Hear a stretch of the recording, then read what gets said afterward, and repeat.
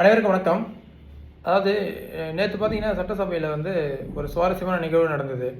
என்னென்னா, பொதுவாக நம்ம என்ன சொல்லுவோம், விஜய் கட்சியை பொய் சொல்கிற கட்சி, பிஜேபியை ஓவர்டேக் பண்ணிட்டாங்க, பொய் சொல்கிறத மட்டும் தான் அவங்க மூலதனமாக வச்சுக்கிட்டு இருக்காங்க. எல்லாத்துலேயும் வதந்தியை பரப்புறது, பொய்யை பரப்புறது, அவர் விக்டிம் கார்டை ப்ளே பண்ணுறது, அப்படியே நான் மட்டும் தான் என்னை எல்லோரும் கொடுமை பண்ணுறாங்க, அப்படி இப்படின்னு சொல்லிட்டு கொடுமை பண்ணுறது, அந்த மாதிரி தான் நம்ம பார்த்துருக்கோம். இப்போ என்னென்னா, ஒருவேளை இவர் ஒரிஜினல் விஜய் ரசிகர்லேருந்து வராததால் ஒரு நடுநிலையாக உண்மையாலுமே செயல்படுறாரு அப்படிங்கிற ஒரு ஐயமே ஏற்பட்டிருக்கு ஐயா சபாநாயகர் மேலே. ஆனால் உண்மையாலுமே சபாநாயகர் நேர்மையாக நடக்கிற மாதிரி தான் இருக்குது. என்னென்னா, எதிர்கட்சி தலைவர் சொல்கிறாரு, இந்த மாதிரி முதல்வர் விஜய் அதாவது விஜய் முதல்வராக பொறுப்பேற்றதுக்கப்புறம் நிறைய பாலியல் சீண்டல்கள் குற்றங்கள் பெருகிட்டு இருக்குது, அது தாவேக்கு கட்சி நிறைய செய்கிறாங்க அப்படின்னு சொல்லிட்டு சொல்கிறாரு. அப்போ சொல்லும்போது என்ன ஆகுது, சபாநாயகர் குறுக்கிட்டு இப்படி 19 வாரம் சொல்லாதீங்க, குறிப்பிட்டு ஆள் பேர் தெரிஞ்சால் எந்த இடம் எந்த சம்பவங்கிறத சொல்லுங்கன்னொடனே இவர் உடனே சரிங்க ஐயா நான் பேரோட சொல்கிறேன்னு சொல்லிட்டு ஆலந்தூர், சேலம், தூத்துக்குடின்னு சொல்லி ஒவ்வொரு தாவேக்காவுடைய பொறுப்பாளரோட பேரோட சொல்ல ஆரம்பிச்சிட்டாரு. அதுக்கு உடனே பதிலுக்கு ஆதவர்ஜினா என்ன பண்ணுறாரு, திமுக இது அவாண்டம் அப்படின்னு சொல்லிட்டு சமாளிச்சுட்டு திமுக காரங்க தான் அப்படி பண்ணியிருக்காங்க அப்படின்னு சொல்லிட்டு சொல்கிறாரு.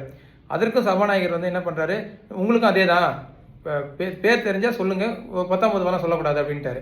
ஏன்னா இது புதுசாக இருக்குது. வழக்கமாக இவங்க பொய் தானே சொல்லுவாங்க, இப்படினாடானா அவங்க கட்சிக்காரங்களே உண்மையை சொல்கிறாரு, இப்படி சொல்லி பழக்கம் இல்லையா அவங்களுக்கு, வாயில் வந்ததை சொல்லி தானே பழக்கம் அப்படின்னு சொல்லிட்டு நமக்கு ஒரே குழப்பம் அதுக்கப்புறம் பார்த்தா அதை வச்சுனாக்கிட்ட ஆதாரம் இருந்தால் பேசுங்கன்னு ஒன்று கேட்குறாரு.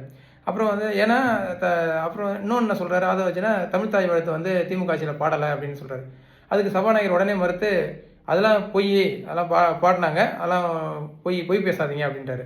அப்புறம் நிர்மல்குமார் நீங்கள் வெள்ளை அறிக்கையை உங்கள் துறையில் வெளியிட்டு அப்புறம் பேசுங்க, இல்லை இந்த மாதிரி வார்த்தையெல்லாம் அமைக்கக்குள்ளே எடுத்துருவேன்.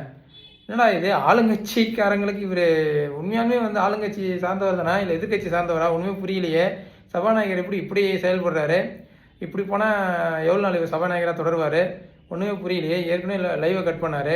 அதுக்கப்புறம் அந்த மேயர் விஷயத்துலேயே ப்ரோட்டோகால் படி தான் செயல்பட்டாங்க, இனிமேல் அது மேல் நடவடிக்கை எடுக்க வேண்டிய அவசியம் இல்லை அப்படின்னு சொல்லிட்டு அவங்க எம்எல்ஏ கொடுத்த லெட்டர்லேயே மேல் நடவடிக்கை எடுக்க வேண்டிய அவசியம் இல்லை சொல்லி படிக்கிறாரு. இப்படி தொடர்ந்து போகும்போது பார்த்தா அதாவது சொல்லுவாங்கள்ல, ரைட் பர்சன் இன் ராங் பார்ட்டியா, அந்த மாதிரி தாவேக்கால இருந்துக்கிட்டு ஒருத்தர் பொய் பேசாமல் இருக்க முடியுமா, வதந்தியை பரப்பாமல் இந்த மாதிரி விக்டிம் கார்டு ப்ளே பண்ணாமல் அப்படி இருக்க முடியுமா. இன்னும் ஆச்சரியமாக இருக்கிற அளவுக்கு ஒரு செயல்பாடு சபாநாயகர் ஐயா செய்கிறாரு.